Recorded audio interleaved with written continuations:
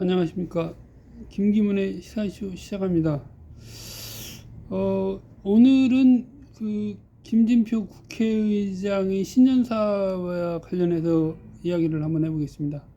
김진표 국회의장은 2022년 7월에 취임을 했습니다. 그래서 21대 국회 후반기 의장이 됐고요. 당시에 국회 협상 과정이 지연되면서 하반기 원구성이 늦어졌습니다. 그것은 차치하고요. 그래서 김진표 의장이 여러 가지를 얘기를 했습니다. 가장 먼저 얘기를 한 것은 인구 절벽에 관한 이야기를 했는데요. 이제 그 부분은 우리나라의 인구가 급감하고 그로 인해서 여러 가지 문제가 발생하고 있다, 그런 얘기입니다. 결론은. 그런데 거기에서 이제 투자 얘기를 하고 있습니다. 뭐 몇십조 원 투자를 했느니 해서 그렇게 했음에도 성과가 없었다. 그래서 그거를 막기 위해서는 정부가 바뀌더라도, 한마디로 대통령이 바뀌더라도 일관성 있는 정책이 추진될 수 있게끔 뒷받침해야 되는데, 그것은 헌법에 반영을 했으면 좋겠다 하는 그런 얘기를 했습니다. 그러면서 자기가 몇 달 남지 않은 임기 마지막까지 최선을 다해서 국회의장으로서 선진 정치 계획을 위해서 노력하겠다, 그런 얘기를 했습니다. 그러면서 가장 먼저 꺼낸 얘기가 헌법 개정에 관한 사항, 그래서 헌법 개정을 해야 되겠다 해가면서 이제 뭐 항상 나오는 이야기가 있습니다. 뭐 5년 단임제를 4년 연임제, 4년 중임제로 바꾸자는 얘기를 항상 하고 있었고요. 이번에도 마찬가지로 그 얘기를 했습니다. 그 두 번째로 헌법 개정 절차에 관한 법률을 만들어야 되겠다라고 얘기를 했었고요. 그거는 예전에 김종빈 의원이 지난 20대 국회에서 발의를 했던 사례도 있었습니다. 그리고 현재 김진표 국회의장의 헌법개정 자문위원회, 국회의장 헌법개정 자문위원회에서 토론 과정에서도 그런 얘기가 나왔습니다. 제가 경기도청에서 열린 수도권 하고 대전, 충남, 세종에서 세종시에 있는 지방자치 무슨 회관이 있습니다. 지방자치회관에서 열린 각 토론회에 참석을 해서 객석에서 발언을 한 일도 있습니다. 그래서 가장 중요한 문제는 현재 헌법 개정을 할 수가 없는 상황임에도 헌법 개정을 일관되게 주장하고 있는 상황. 이건 뭐 국회의장인데 국회의 상황을 전혀 모르는 것 같습니다. 국민투표법이 2013년에 헌법 불합 일부 조항에 대해서 헌법 불합치 결정이 돼서 국민투표를 할 수가 없게 되어 있습니다. 즉 재외국민의 국민투표권을 박탈했다라는 취지의 헌법 불합치 결정에 대해서 국회가 10년이 되도록 지금 국민투표법을 개정을 하지 않고 있습니다. 또한 공직선거법은 피선거권, 선거권을 각 18세 이상의 국민에게 부여하도록 되어 있는데, 현재 국민투표법은 19세 이상으로 되어 있습니다. 그거 굉장한 차이고요. 또 하나는 공직선거법에서 뭐 금고 이상 형을 받은 사람에 대해서 선거권을 박탈하고 하는 그런 조항들이 마찬가지로 헌법재판소에서 위헌 결정이 된 상황들이 있는데, 이런 부분들이 다 반영이 돼야 됩니다. 그런 상황들이 하나도 반영이 안 됐는데 그럼에도 불구하고 헌법 개정을 하고 있다.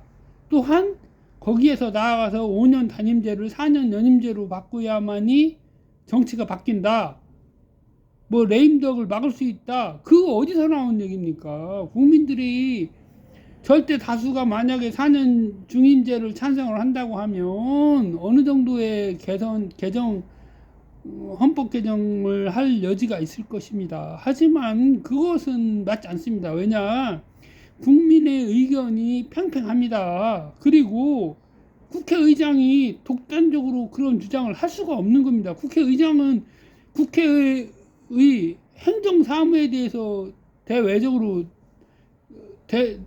의사 결정을 하지만 국회 대내적으로는 국회의원 300명 중에 하나 300분의 1입니다. 그 어떤 권한도 없습니다. 다만 국회의장으로서 의사 진행권을 갖고 있죠.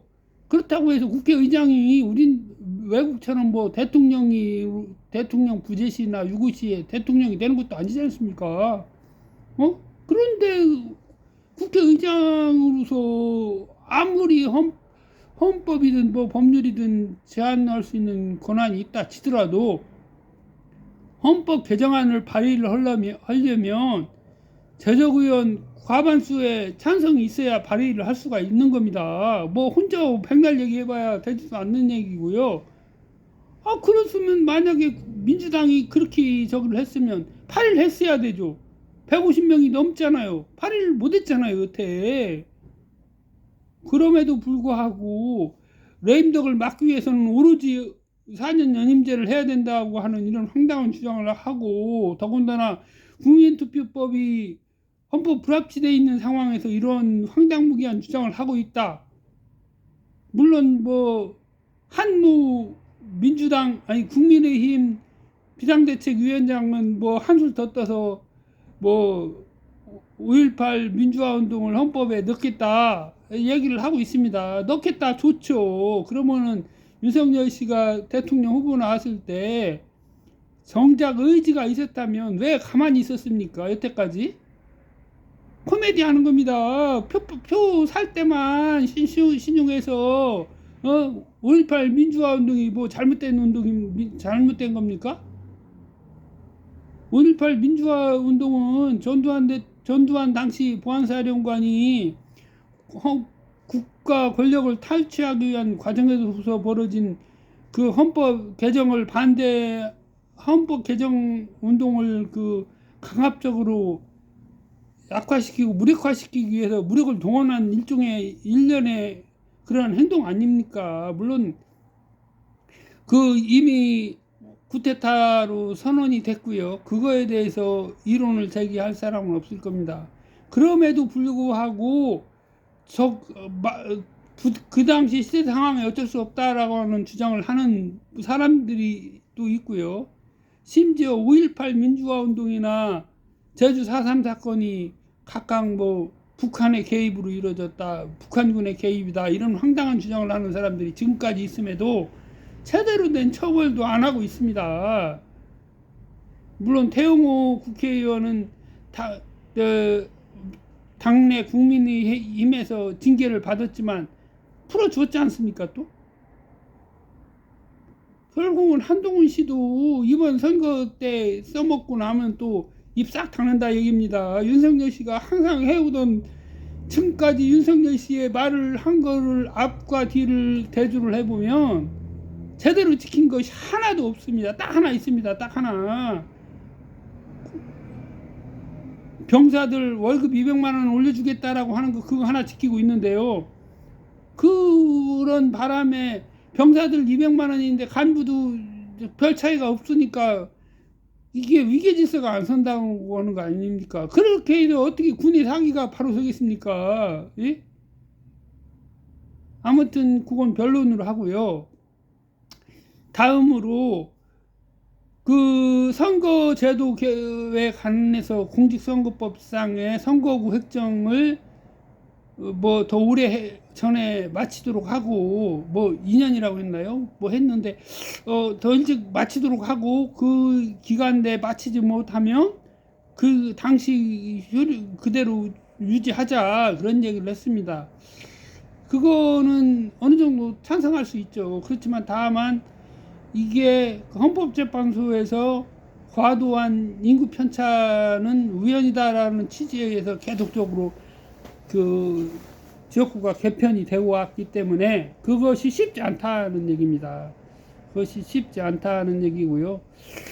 이제 나머지 또 얘기를 한다면 제가 볼 때는 선거제도가 제대로 정착되기 위해서는 가장 중요한 거는 후보자에 대한 직접적인 득표율에 따른 보조금을 지급해야 된다라고 생각합니다. 정당의 보조금을 선거 보조금과 정당 운영 보조금을 주고 있는데, 선거 보조금은 개인 결국은 그 당 대표가 쪼개주게 나눠주게 되기 때문에 누구에는 더 주고 누구에는 적게 주고 이런 영향력을 행사할 수가 있기 때문에 당대표의 권한이 막강해진다는 얘기입니다. 그거는 당내 민주화에도 바람직하지 않고 오히려 정당 운영비를 주고 있는 헌법 취지에도 반한다고 생각합니다.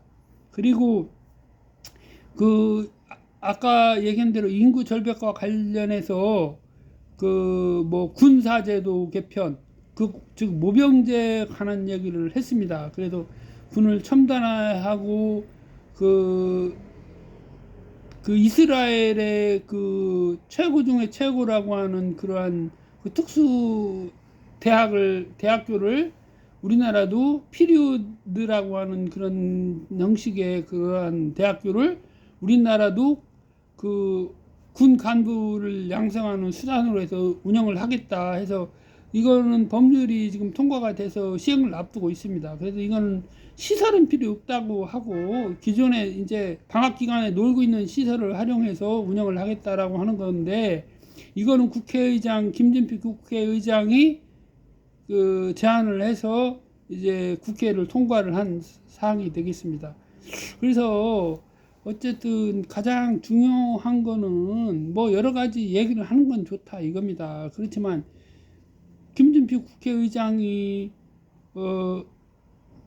과거 행정고시, 현재로 따지면 5급 공채 시험을 봐서 합격해서 공직에 입문을 해서 뭐 경제부총리도 하고 그 다음에 국회의원 여러 번 하고 국회의장이 된 상황입니다. 그런데 이렇게 다년간 고위 공직에 있었고 국회의원도 다선 국회의원을 하고 국회의장까지 하고 있는 사람이 헌법재판소에서 헌법 불합치 결정이 나온 상황, 그리고 공직선거법에 대해서도 여러 가지 그 위헌이나 헌법 불합치 사례들이 있었습니다. 즉 그 공무원에 대한 과도한 그 선거 운동의 자유 박탈, 선거권 박탈, 피선거권 관련된 사항들, 그런 사항들이 지금 21대 국회에 여러 번 제기가 됐었고,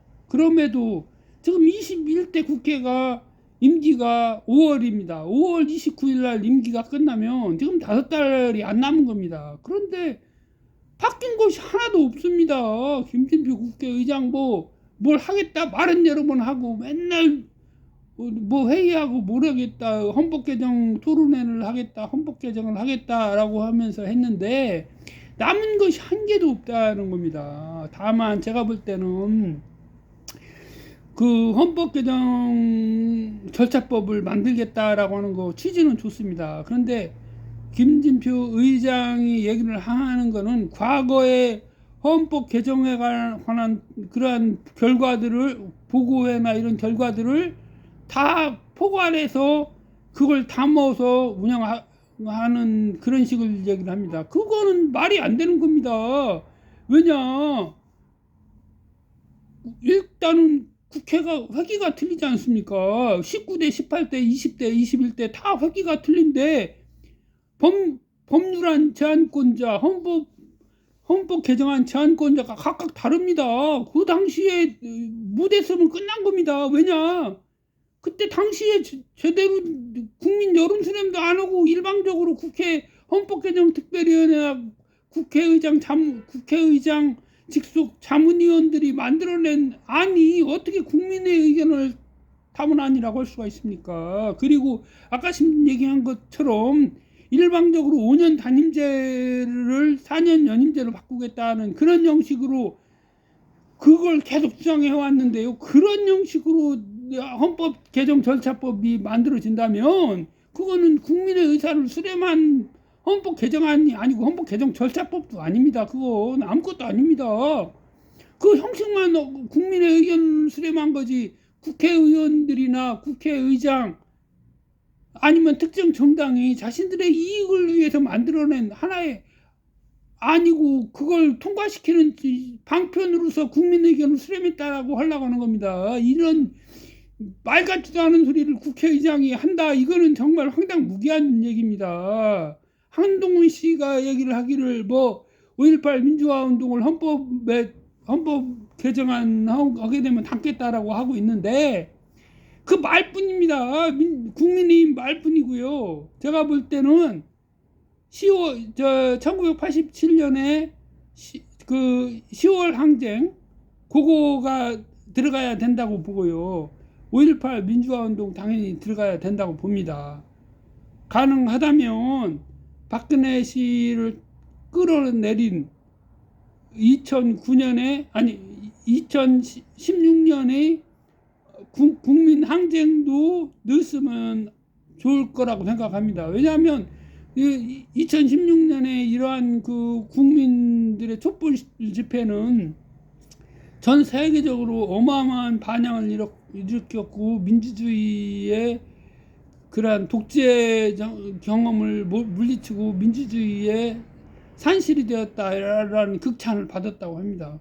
그런데 지금 몇 년이 지난 지금 윤석열 씨가 자리하고 있는 지금의 대한민국은 어떤 모습입니까?